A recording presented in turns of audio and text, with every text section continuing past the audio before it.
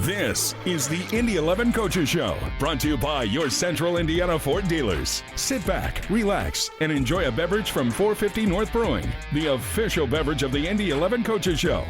Now, let's get an inside look at the players, tactics, and opponents with Indy 11 head coach Sean McAuley. Another episode of the Indy 11 Coaches Show podcast, brought to you by your Central Indiana Ford dealers. As always, Sean McAuley is here, and I'm Ian Gilmore to take you along with episode 9 of the Coaches Show podcast.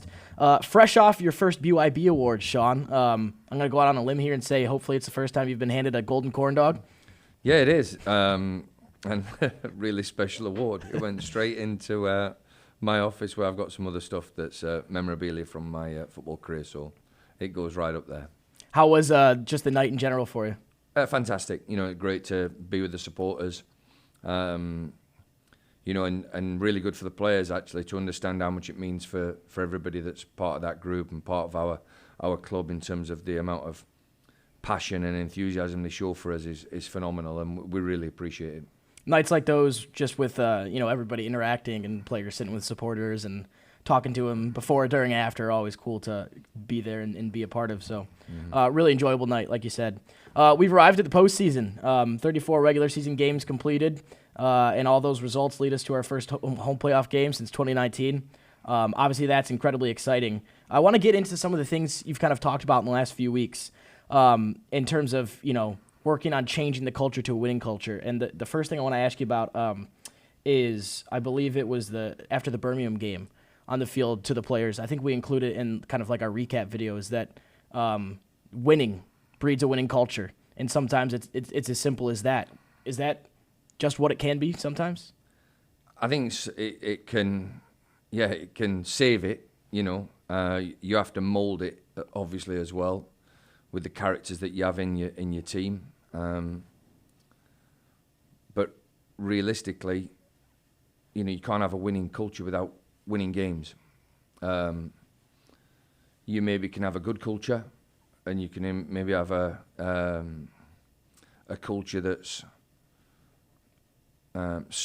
something that gears towards winning games, which is a process as well. But ultimately, if you want to be a winning team, you have to win games, and it is really that simple. And for me, we need to step up. Now, we've done well this season, finishing 4th, but we need to continue, and just continue to be in a chance to win games and win a championship. That's what we're here for. One of the things you mentioned, I think, when we were talking midweek, one of the times is Indy 11 all-time points per game is 1.3. This year's, I think, if you include the Open Cup games, if I'm not wrong, is 1.6. So obviously that's better than it has been on the average.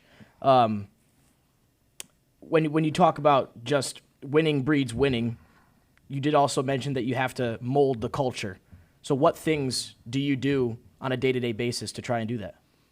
We've got to build trust in what we're doing, and trust in each other, and have the same values in what we want to try and achieve, both every day in training and then when it comes to match day. And I've been really pleased with the players' work and effort in training.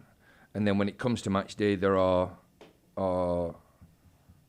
been many times where players have had to make decisions and they've made the right ones to get us over the line. And I think if we can adopt that culture where the players become independent decision makers on the field with a view to a structure that we want to play to, with a view to a style of play that we want to achieve, and with always the number one priority is maximum effort, I think then we have to accept any result that comes. But I would say if we have all them ingredients into each game, we're probably going to win more than we don't win. Ted Lasso is one of my favorite shows, and I think it's in season 3 that Trent Crimm is talking to Ted about what he's realized, and he realizes that kind of he's built this culture from just thousands and thousands of tiny moments in games, in training, around the facility. And while that's a TV show and they can script those things, I think that is true kind of about just team culture. It is all these tiny little moments. Are you kind of conscious of that when you're in your day-to-day activities?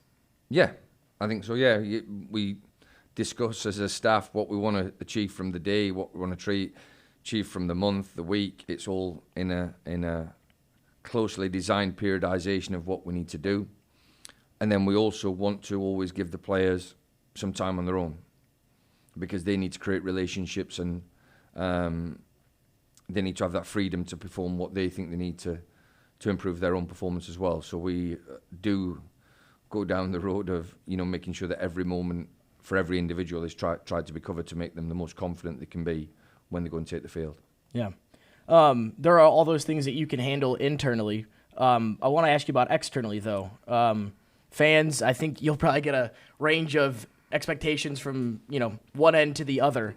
And you can't control those necessarily, but I think you've developed a relationship already in the first year with the fans in terms of, I think they trust you a lot and believe in you a lot.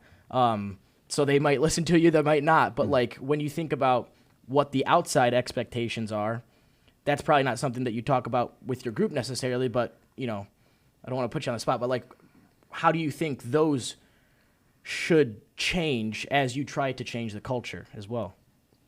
I don't think that really should change. We should always want, and it's, people talk about the entertainment business, we should always want to make our supporters happy. And that's it.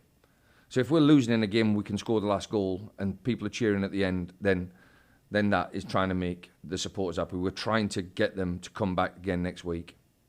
We won't always make everybody happy, but my philosophy on having the relationship with the supporters, and I've said it a million times, we will never, ever not try our hardest. And that's all I can guarantee. And, I've had a couple of occasions where people have come to me and say, I think we should do better. We're trying our best in every game. Because if anybody doesn't try the best, they won't play. Or they'll come off the field. Or that's the strict rule that we have, is we have to give our best. Because if the supporter was given the chance to wear the shirt and wear the jersey and put the crest on, they would give their best. I don't think any supporter, if I offered them the chance to wear the shirt, would say, yeah, can we switch to a 3-back? Or do you want me to play in the 10 or the false 9? You never know. They just want to go on the field and give their absolute all for the jersey, for the name, for Indy 11. And that's all we need to do when we take the field. There'll be some moments where we're better than the opposition, and there'll be other times where, we're probably not as good as the opposition. I look at the KC game in the semi-final. They're a really good team, really good players. But I was really pleased and proud of how we finished that game, because we give it a go. Yeah.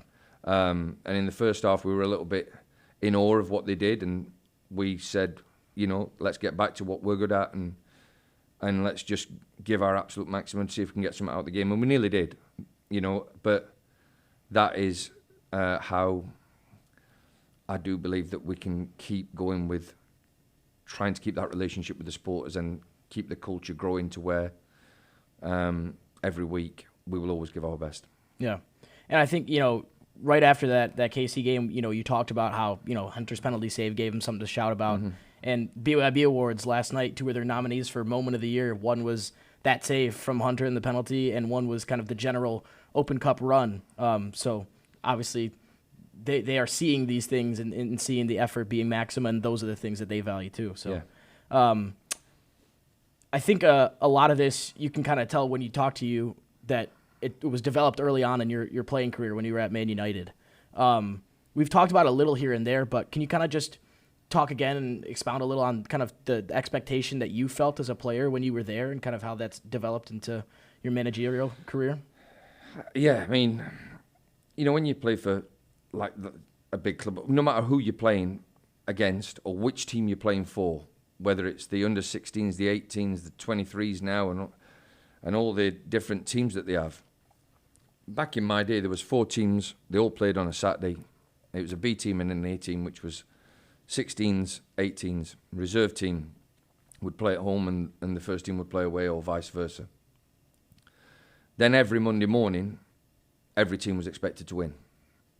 So no matter who we played, we expected to win. And the expectation of that was because you're playing for Manchester United. You're expected to win and to perform to your absolute best. So what ends up developing inside you is, no matter who you're playing against, you have to give maximum effort. And we would play against teams that were probably lesser in terms of talent than us, but we knew that we were getting the maximum effort from every opposition we played against. So there was no easy game. So every game was difficult. And I don't want to have our group ever go through a situation where we think, oh, it'll be okay because we can win next week. There is no easy games in USL now. Yeah. You know, the league's changed from what it used to, and that's no disrespect from previous years. But I know from when the Portland Timbers would play in the USL, what is now the Championship, you know, we were playing 16, 17-year-olds against grown men of Sacramento, and we could never beat them. You know, it was too much of a challenge. The jump was too big. But it was great for our development, and we obviously demanded that they should want to win that game, give their all to win that game. And I just get the impression now that the league's changed, where every game's tough. I don't ever want to have it underestimate the value of winning, and comes back to that winning culture again. You know, it's really, really difficult to win a game of football. Like I said, we have 14 wins. If you had the other 4 from the that's 18 wins out of what would be 39 games, or something like that. So Louisville, obviously, with the amount of wins that they've had, I think is it 24 maybe. But it's an unbelievable amount of wins, and it's not easy. Yeah. You know, so they've not gone into the games thinking, oh, this one's easy this week, because you can't take time off. And I just don't want our group to ever think, have the impression that it'll be okay next week, because it's not. We need to win and try to win every game. Yeah. It is interesting in American soccer with having playoffs, because, you know, just about everywhere else around the world, your season is defined by where you finish in the table. And I think to some degree that's true here, but I was watching Moneyball last week, and Billy Beane, one of the things he says is nobody cares if you don't win the last game. How much would you say that, you know, success over a whole season is defined by the postseason part of it? I mean, huge. You know,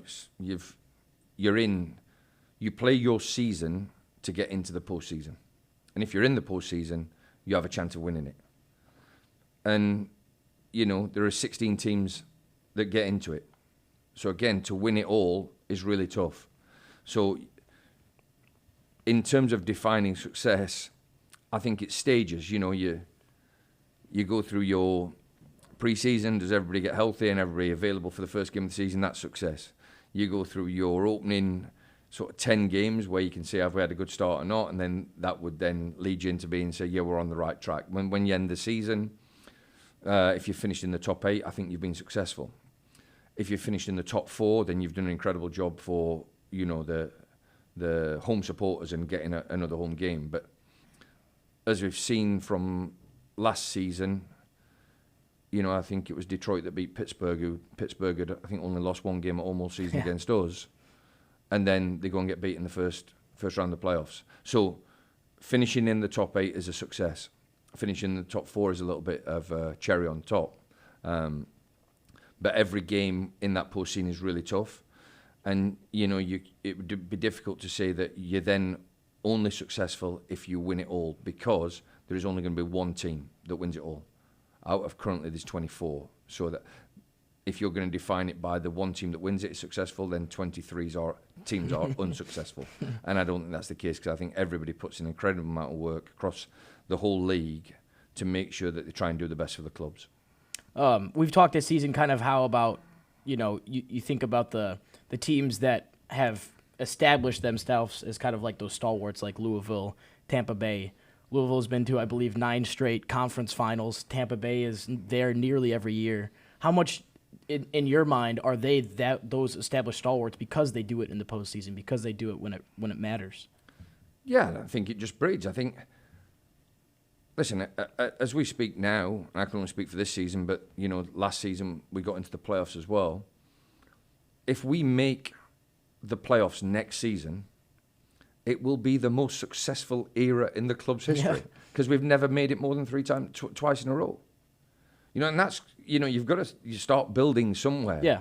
And that's where, we've got to recognise the fact that we've just got to keep building and keep building and keep building because that's what these other teams do. So Tampa, while they've been in the postseason for so many years, have had their success. Louisville have been in the conference final for the last 9 years or whatever, and they've won it, twice? Yeah.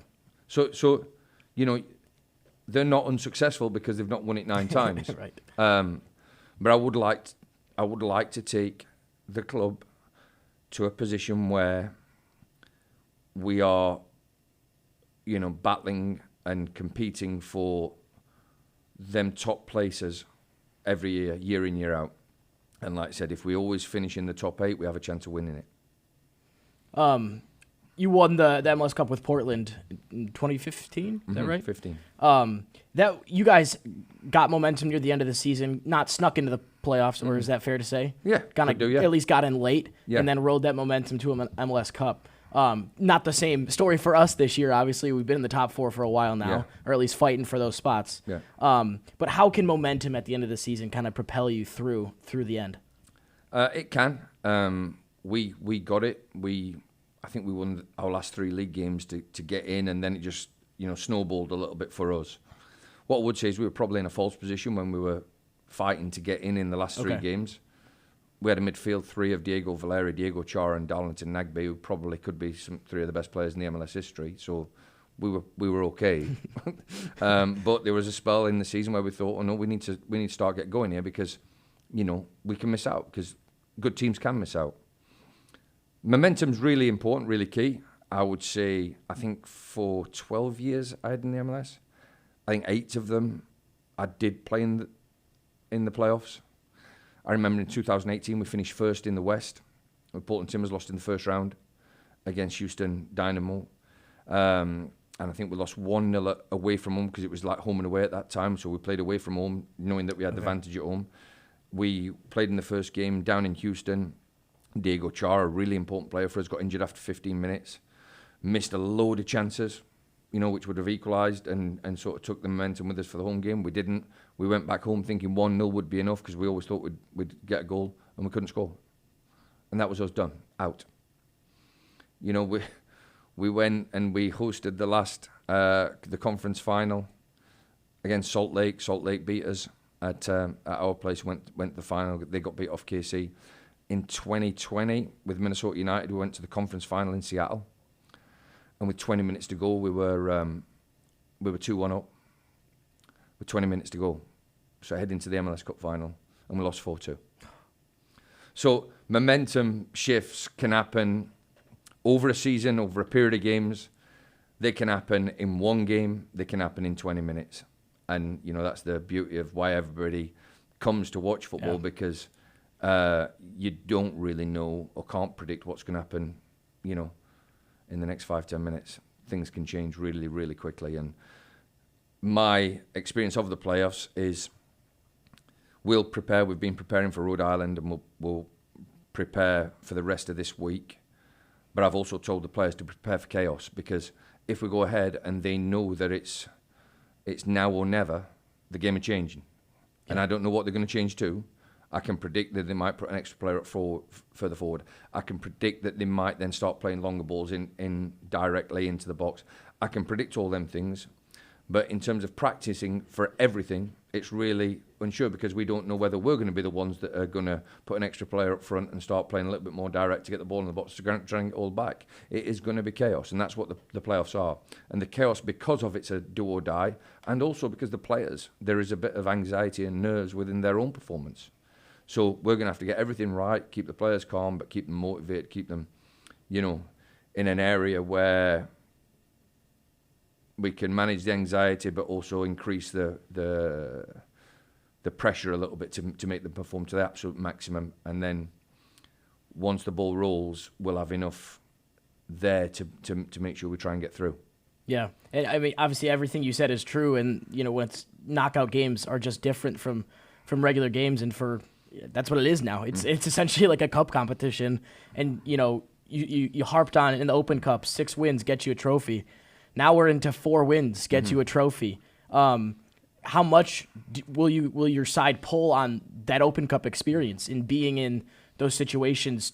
2-0, 2-1 up against Atlanta late on, 1-0 up against Chicago for 85 minutes. How much can you pull from those experiences in the Open Cup this year? I think we'll pull a lot. I think it's important to remind them. And listen, they've been through it. And when I talk about cup competitions being chaos and being do or die, they know this is an old narrative now for our players because we've been through it. So we'll be prepared for that. I've no doubt about it that we'll go into it. And I liken it a little bit to the last home league game. It was do or die for Birmingham. And we're 2-0 up at half-time. They come out completely different because they know that they've got to get goals back. And it could have gone to 4-2 and all that sort of stuff, but it doesn't, and that can happen. And then they could score and get an equaliser, and then it's extra time, then it's penalties, if it was in the cup competition. So it is going to be a different game, and it's going to have to be a really strong mindset. What we need to do is make sure that we keep the players fit, strong, ready, and we've just got to try and get through the game. While we're on that subject, injuries, the guys that were coming back at the weekend, are they all set and still okay? Yeah, they've come through well. We decided at the weekend at Tampa to give people playing time because while we're looking at the game against Rhode Island is a one-off game, if we get through that and somebody gets injured, I don't want it to be a month before, 6 weeks before somebody else has played. Yeah. So it was good to get minutes into some of the players to make them available for, selection this week in the first round of the playoffs, but also be available for the following game if we get through that they've had 90 minutes under the belt. So everybody at this moment in time is fit and healthy. Just obviously Diego Sanchez had an injury that's been long term, so is Mackie King. Cool. Time now to a shout out 450 North Brewing and Spirits. We are once again cheersing today to the postseason with Oktoberfest. Reaching the end of October, but a great beer for all of fall. So again, thank you to our friends at 450 North Spirits and Brewing. And again, cheers to the playoffs. Okay, so this Sunday, Rhode Island is the opponent. It was a 3-3 draw at their place, I think in the middle of the summer. A stoppage time equalizer from them, but then a 1-0 win for us at home on a Wednesday against them this year. Do you draw much from those games and what happened in them to prepare for this one? I think we've got to reflect on, it's been tough games, both of them. And I will say in reflection to the 1-0 game at home, they rested a few players because they played Hartford at the weekend, which is a local derby for them. So, we might not have seen their best at home. But again, we went to their place and, other than, maybe a little bit of a foul on the goalkeeper or a last-minute equaliser from them, we'd have walked away with 3 points up there. So I think it's 2 really evenly matched teams. They're going into it with good form, really good form. And our last 10 games have been quite good as well with 2 defeats and 4 draws. So 4 wins, 4 draws. So I'm expecting it to be a really tough matchup. They were the king of the draw this year. I think 15 for them, and because of that, they rarely lost. 7 losses. I think only Louisville and Charleston had less. When you think about that, and then also factor that the game might go to extra time if it does remain a draw, how much do you think about or prepare for the possibility of 120 minutes? Yeah, we have to. We'll prepare for that, and that'll be more so between myself and the staff to manage, potential shift changes for players, for energy. If we're up, what do we do? If we're down, what do we do? And we've also got to keep in mind on, the changes that we make might also impact penalties because that could also play a factor at the end. So we'll take into account a lot of that preparation, and hopefully we'll go into it, with a good start, so that we don't get behind and we don't give the opposition too much life in the game, because they can be very dominant when they get hold of the ball. And I truly believe, with everything that's going on at their football club, they're going to be one of the top teams in USL in the next 5 years. With the new stadium that's going in, I know what they're doing at the training ground, the players that they've signed, and the people they're bringing in terms of what they do off the field. I think they'll be a really good team in this league for a long time in the future. We need to make sure that they have their first playoff appearance, which is great, and then we move on, and we'll take it from there for the following week, hopefully. What is the most difficult challenge they present? They've got goal scorers. With Dequa and JJ Williams, they've got goal scorers. Now in Noah Fusion, who's got the assist leader, and they're tightened up at the back. In terms of, I know they got Duggan in from Minnesota, who I was part of the group there, who drafted him from college. He's a really good player. Very strong on set plays. So, like any sort of battle with your opponent, they have a lot of strengths, and we'll have to manage that. And then with them strengths come areas where we'll try and exploit with what we think could be a strength of ours to try and get at them. Internally, what do you feel is the most important thing your guys do? We did really well in a few games towards the end of the season where we were really dominant in terms of creating chances down the same side of the field. And not beating ourselves by giving the ball up too easily in midfield. If we can retain the ball in midfield and get it into our front players, and we know how dominant they can be, especially if we play the right passes in behind the opponent's defence, we know we've got enough speed. And now with the ability to run with the ball as well, and Jack scoring the last goal at home was big for him because he's now getting back to fitness. I think we've got enough at the front end of the pitch to be good enough, and then it's just making sure that we get back into a really good defensive shape. Because, like I said, we've got to stop crosses going in the box because they're really, really strong on that.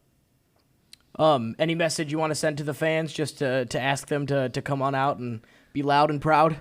No, because they've got the culture where we keep saying that going back to culture. Yeah. The supporters have got it. They bring it every week. And they've built that, and quite rightly they should be recognised. And they, I have no doubt, no matter what happens, they'll support us and they'll clap us off the field because I think it's been a really good season. I want to make sure that we try and give them one more game and just keep going down that road. But no matter what happens, they will sing, cheer, swear a little bit maybe, and they'll bring the energy that we need to try and get us over the line. And I will say, and it's been referenced by a few of the players as well, the players recognise it as well, and we really appreciate it. Yeah, shout out everybody that's made their way to Carroll this season so far. Carroll on Sunday will have the biggest event in town of the weekend. The second biggest event in town, maybe Taylor Swift, is in town this weekend. No offense to Swifties. It's cool timing that she's in town the same weekend as our home playoff game. Friday or Saturday, are you going? No, I can't get a ticket. Yeah, just like most people. Yeah. I know somebody who is going though. Shout out to Shelby Gilmore, who is possibly the world's greatest, biggest Taylor Swift supporter. I would second that. I haven't met anybody that's bigger fan. Yeah, I have no doubt she'll have the time of her life when she goes. Yeah. Let's hope we can get her to the stadium on Sunday after that. If she's still riding the high, she might just not sleep and come straight over to Carroll. You'll spot her because she'll have Taylor Swift merchandise on. I've no doubt. And bracelets up and down the arms. Yeah. Well, I want to ask you though, for those kind of pointing their eyes to Indianapolis this weekend, maybe for the first time, what's something or a few things maybe you've learned about the city in your first year here? I mean, it's a really cool place to live. In terms of, not cool, it's a really easy place to live. People are great. Everything's accessible. Easy in and out of the airport. All the stuff that you can maybe go to other cities, and I've been in other places where it is absolute chaos. It's a little bit like a playoff game every day when you're traveling up and down the I-4 in Florida. But it's a really, really, really good place to live, and I'm really happy. I think I've got a great job with the players and working with them every day and the staff. Like yourself, everybody's is really bought into what we're doing. And then once that ends, you can go home and everything's pretty easy. So if anybody's coming for the weekend and they're not living here, don't choose to live here, because then that'll make it more complicated. But just enjoy your weekend with Taylor Swift. Yeah, leave it for us. Okay, I think that's everything. Anything else on your mind that we're forgetting? No. Just let's see if we can get past Sunday and get another game for us. Yeah, it's been great so far, and long may it continue. That is it for episode 9 of the Indy 11 Coaches Show podcast, presented by your Central Indiana Ford dealers. Another shout out, as always, to 450 North Spirits and Brewing for providing us our Oktoberfests for the episode today. As always, another shout out to shop.indy11.com. Get your merch. Playoff merch is here. If you can't get it online, get it at the venue on Sunday, and that is where we will see you next. Until then, goodbye. This is the Indy 11 Coaches Show, brought to you by your Central Indiana Ford dealers. Be sure to like and follow this podcast and check out other great podcasts on the All Indiana Podcast Network. To watch the video version of this podcast, subscribe to the Indy 11 YouTube channel.